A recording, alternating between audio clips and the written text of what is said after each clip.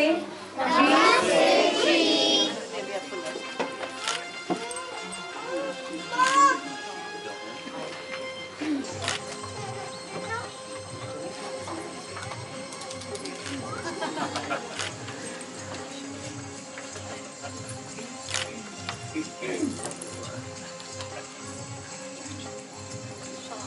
sensitive.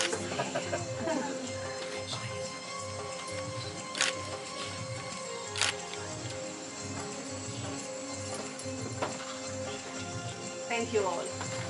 I'd like to... She said it's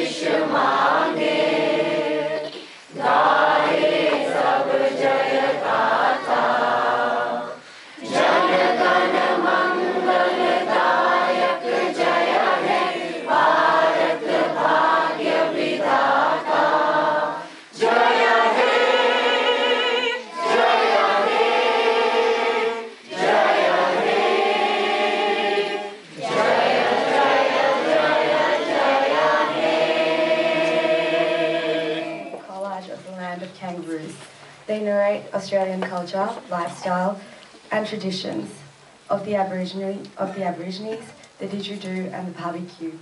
This book is a bridging link between India and Australia. I'm proud to say that this book is written by my mum, and I would now like to request Mr. Victor Dominello, Deputy Minister for Immigration and Communities, to come up and say a few words. Can I also invite Philip Raga to come up, as well as Mr. Arun Kumar Goel to come and help them with the opening up. Councillor.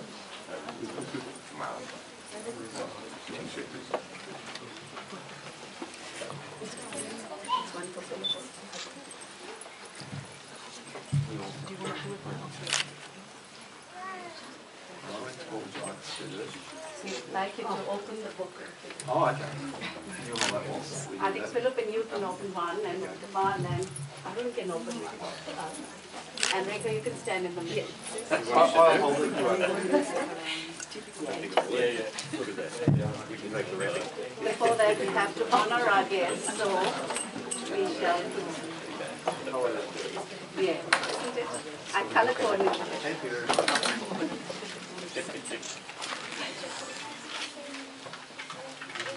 I didn't color coordinate that one. Maybe you can give that to Kumar. Yeah. Blue. Pure blue. There we go. Looks rather good. Yes.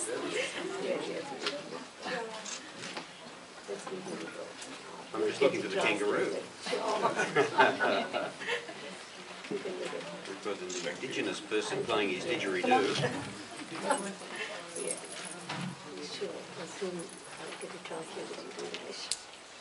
Very good. can show Thank you it for reading to me now. Sure. someone join Sydney University. If you can show it. Show it to the everyone. public. There we are. Yes, thank you. Fantastic, thank you. If you can show it to the public. Yeah, Thank you so much. congratulations.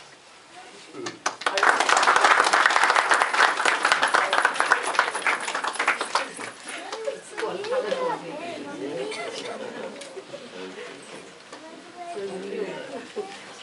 Now you can just have a photograph.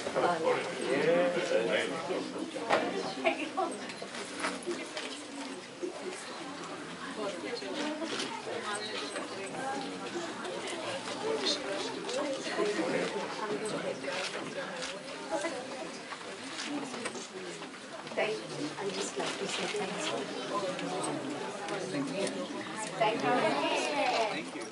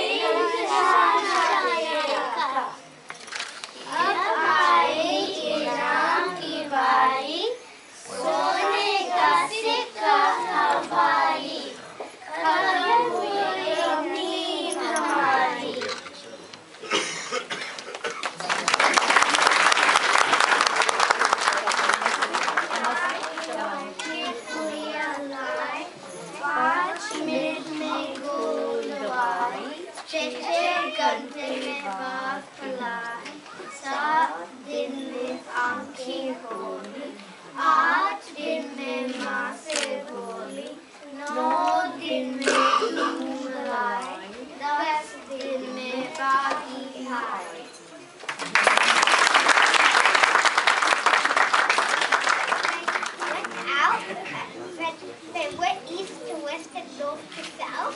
When they came back first, the baby bird wanted to show something. They said that we all around the world that our best place is our house. All right, everyone, come on. Let's go in the baby nest. Baby nest. First time to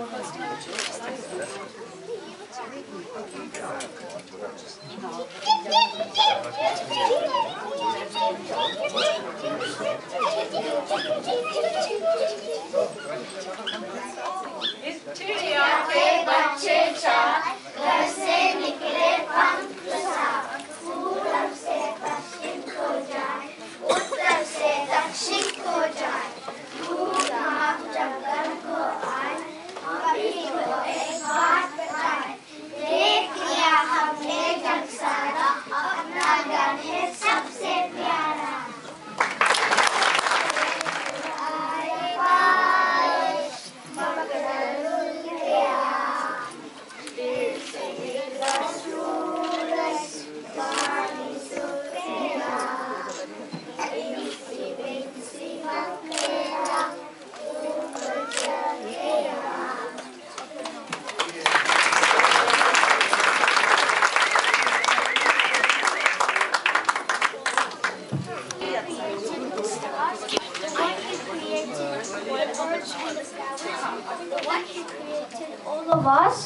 the one who created the whole world, and the one who we shall bow to that God, and we shall respect all of his creations.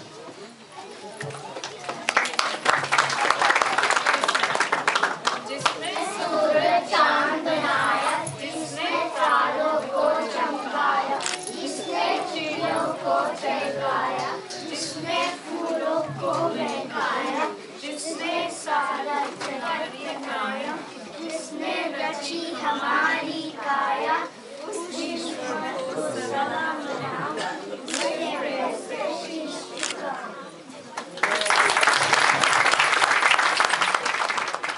Please welcome.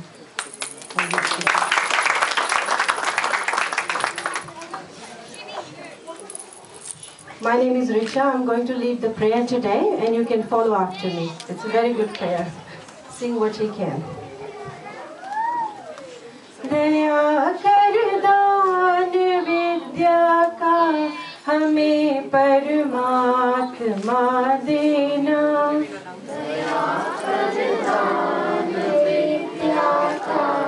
हमें परमात्मा देना दया करना हमारी आत्मा में शुद्धता देना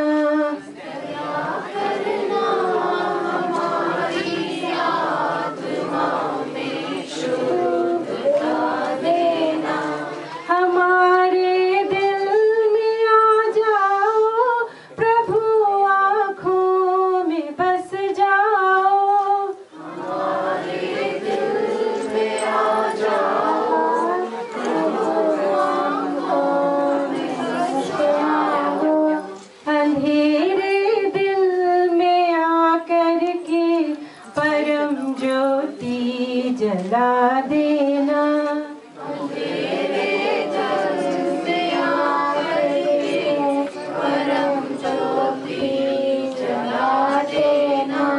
हमारा धर्म हो सेवा हमारा कर्म हो सेवा हमारा धर्म हो सेवा हमारा कर्म हो सेवा सदा ईमान हो सेवा वो सेवक चर बना देना सदा ईमान हो सेवा वो सेवक चर बना देना वतन के वास्ते जीना वतन के वास्ते मरना वतन के वास्ते जीना वतन के वास्ते मरना वतन पर जान सा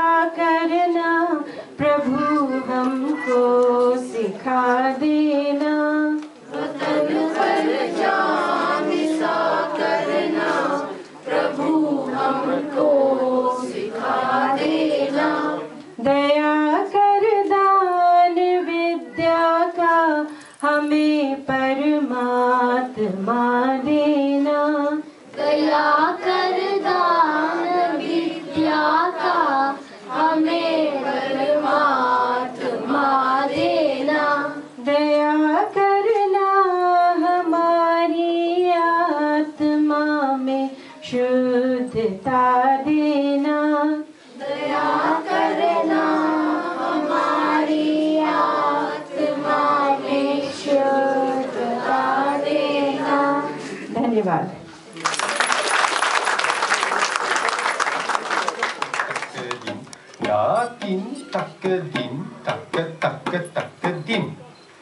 Next we're going to move to Tin Tal. How many beats in Tin Tal, please, Barbara? 16. Okay. And let's okay. 1, 2, 3, 4. Da din din da da din din da da tin tin da ta din din da da din din da da din din da da tin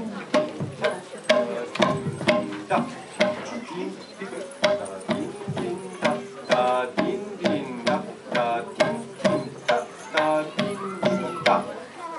And next part.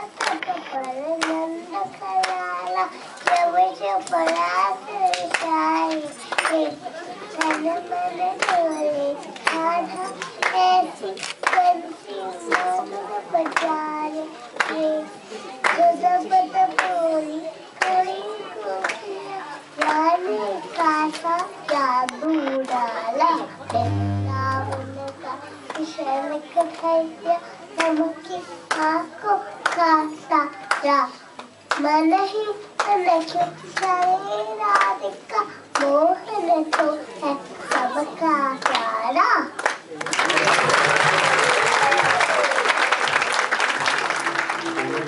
Count कर लेना जिसमें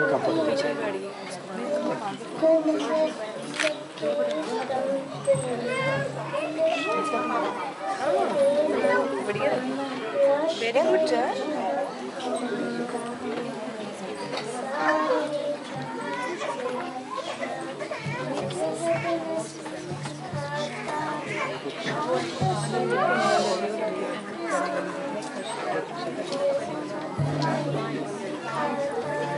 यहाँ वो आई थी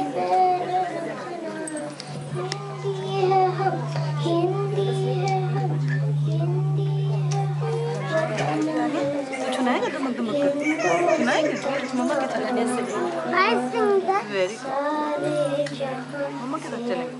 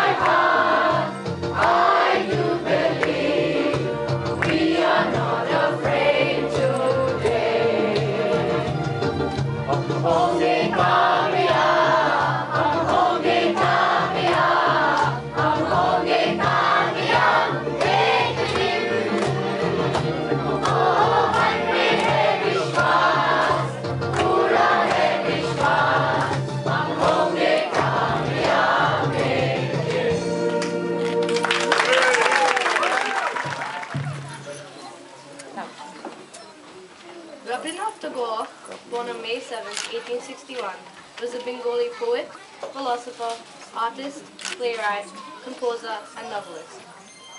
Tagore won the 1913 Nobel Prize for Literature. He composed the text of both India's and Bangladesh's national anthems.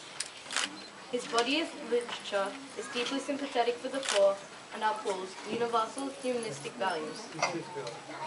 One of his famous works is a short story, Kabuliwala. It is a story of Kabuliwala who befriends a little girl, Minnie, and sees his own daughter in her. The story is narrated by Minnie's father. There are many touching moments in the story, so please sit back and enjoy this play performed by the Hindi school students.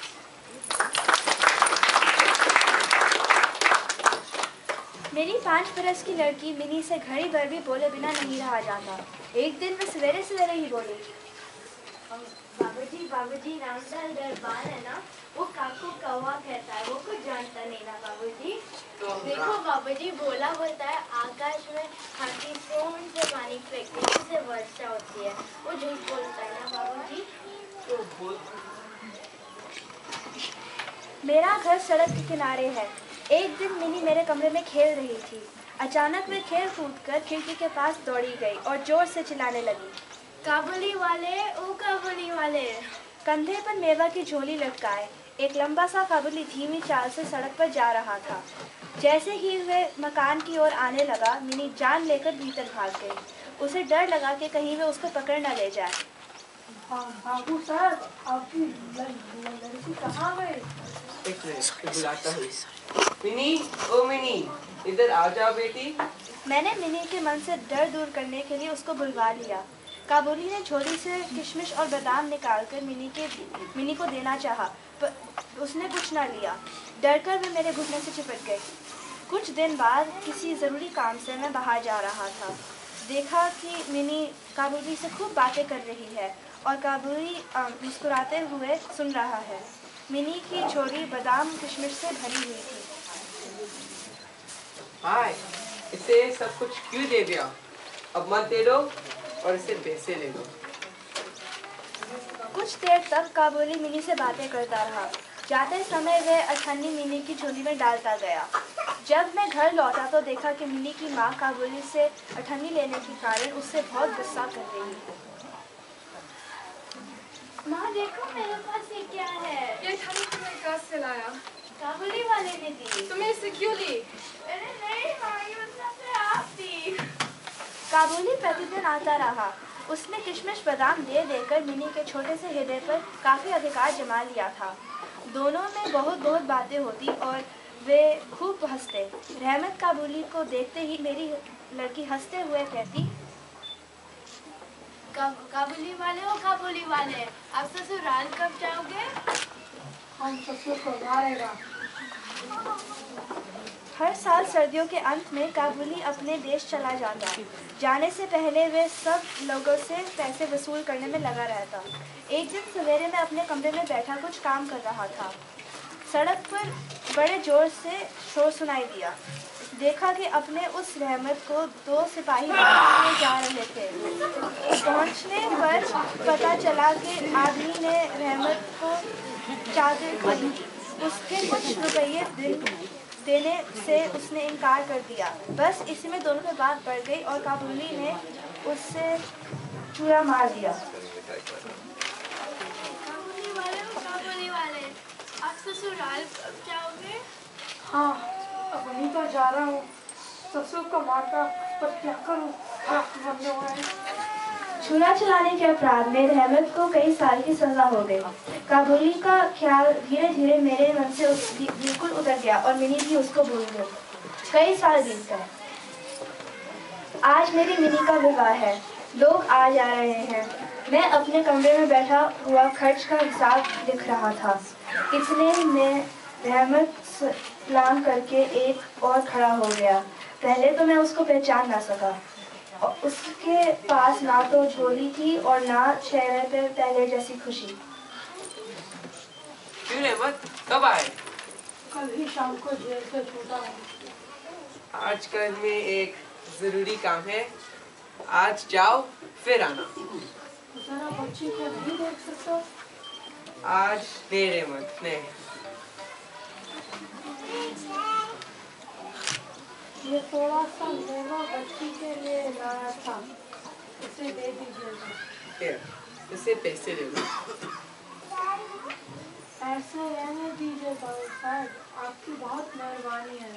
आपकी जैसी मेरी भी एक छोटी सी बच्ची है और मेरी बच्ची को याद कर करके मैं आपकी बच्चों के लिए थोड़ा सा मेवा ले आया करता हूँ। मैं यहाँ सौदा बेचने नहीं आता। उसने अपने कुर्ते की जेब से हाथ डालकर एक मैला कुचला मुड़ा हुआ कागज का टुकड़ा निकाला, जिसमें एक नन्हे से हाथ के छोटे से पंजे की छाप थी। अपनी बेटी की इस याद को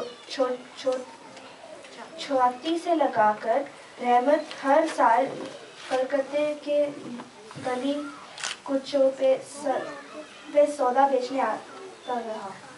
ठहरो रहमत, मैं मिनी को बुलाता हूँ। मिनी, ओ मिनी, इधर आ जाओ ना। नल्ली सास के घर जा रहे हैं क्या? मिनी अब सास का अर्थ समझने लगी थी। मारे शर्म के उसका मुंह लाल हो उठा। मिनी के चले जाने पर एक गहरी सांस भरकर रहमत जमीन पर बैठ गया। वे सोचने लगा कि उसकी बेटी भी इतनी दिन में बड़ी हो गई होगी और वे उसकी याद में खो गया। मैंने कुछ रुपये निकालकर उसके हाथ में रख दिए और कहा, रहमत तुम अपनी बेटी के पास देश चले जाओ। Thank you. That's it.